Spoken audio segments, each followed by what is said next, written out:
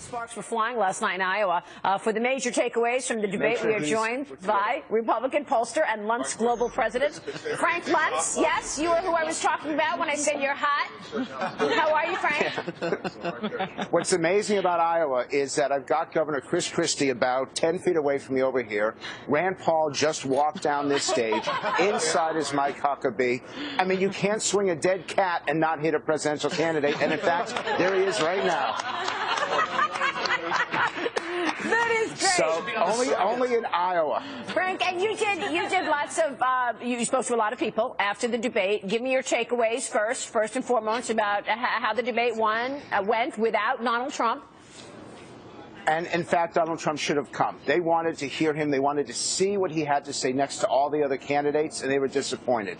Point number two is that Marco Rubio took some pretty tough questions yesterday, some of the toughest of the debates, and he performed quite well. Number three is the gentleman sitting to my left had one of the highest debate moments when he took on all the Washingtonians and said, enough is enough. And number four, everybody is watching, everybody is listening, and we still have, with only 3 days to go, we still have about 1 out of every 5 voters who's undecided.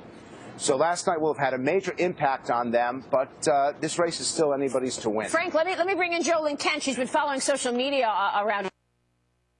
Yeah, Frank, I'd just like to know, the most tweeted moment was actually Marco Rubio talking about how Senator Sanders would be a good president of Sweden. How did Senator Rubio resonate last night? Very strong. And it wasn't just his joke about being the president of Sweden. It's what he said afterwards about the four heroes who died in Benghazi. Rubio took some very tough questions and some challenges from other people up on the stage. And the key thing for him is that he's got an answer for everything. And that's very tough in those environments. You know you're on live TV. You know you got about 20 million people watching you. And they felt that he hit it spot on. It was his best debate performance of the 7. Wow. Go ahead, Dagan. Frank, was something missing in terms of Ted Cruz having a nemesis? That when he has to take on other people, his delivery and his debate skills are more effective against Donald Trump than somebody else? I'm impressed with that because that's exactly what our group thought. And in fact, that's why those who came, and we had a lot of Trump supporters in our session yesterday, and they were very disappointed because they did not get a chance to hear that Cruz-Trump discussion. Yeah. The two candidates, there are people that are going back and forth between the two, and they actually felt denied that opportunity. And as for Cruz, when he challenged Chris Wallace and kept on challenging, our audiences started to boo the TV. That's not what they want. It's okay to demand smart questions. It's not okay to interrupt the way that he did. Yeah, that's a good point. Somebody's tweeting right now, Cruz won the debate, Trump for president, Cruz for vice president. What do you think about that? This is just one tweet that I'm reading, but it seems to be, I'm hearing it increasingly. Do you think this is a couple? No, because you take a look at who's rising. You've got Chris Christie rising in New Hampshire. You've got people re-examining themselves here in Iowa. That all they want to know is, look them straight in the eye, or in this case, straight in the camera. Are you going to tell them the truth? Right. Are you going to say what you mean and mean what you say? That's what they're looking for. And they're trying to judge whether these candidates are just using spin or they really mean what they say. You and I were talking on email last night about Michael Bloomberg, and you said that the lane is wide open for Michael Bloomberg to enter the race. Tell us about that. What's interesting is that he takes about 1/4 of the Republican vote if Trump is the nominee. He takes about 20% of the Democratic vote if Hillary Clinton's the nominee. And he takes a plurality of the independent vote. And that starts him at 28 or 29%. He would absolutely be credible if he decided to run. Look, Maria, I've never seen an election like this. And I'll be honest, I got it wrong back in August. And I'm determined not to get it wrong again. That you have the frustration and the anger and the betrayal that so many voters feel, they're determined to get this right, which is why these debates have such high ratings and why people keep shifting from candidate to candidate. Yeah, here's Gary Kaltbaum.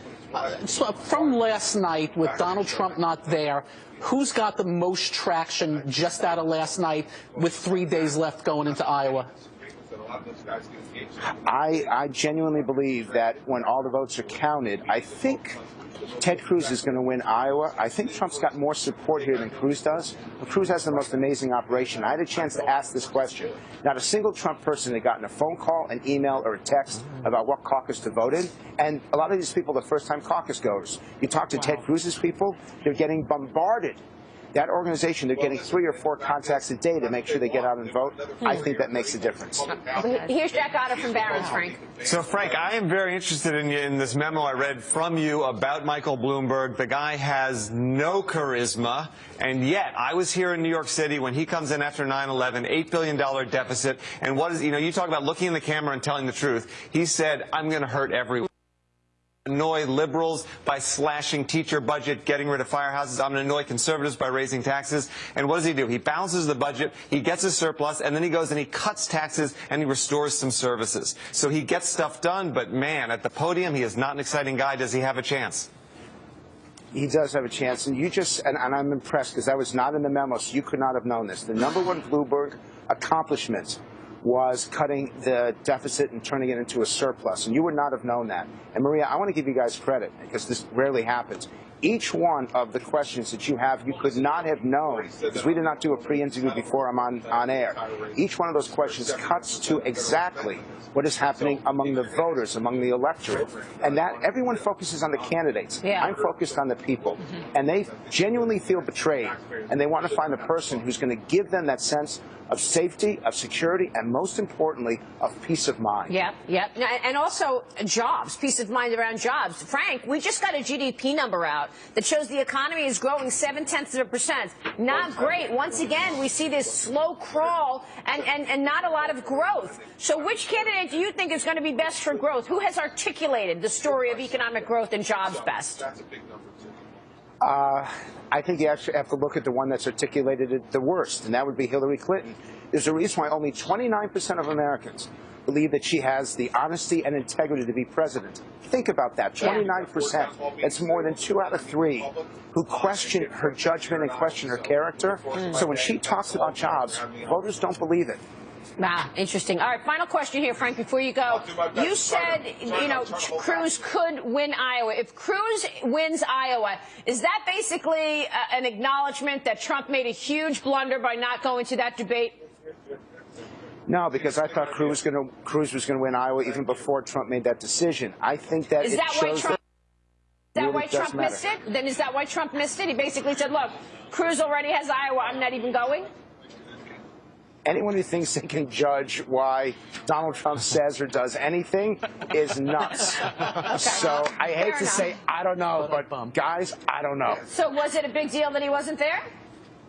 Yes, it was. I think it was significant. I actually thought it hurt Cruz, and I think it hurt Trump. All right, we'll leave it there. Frank, good to see you.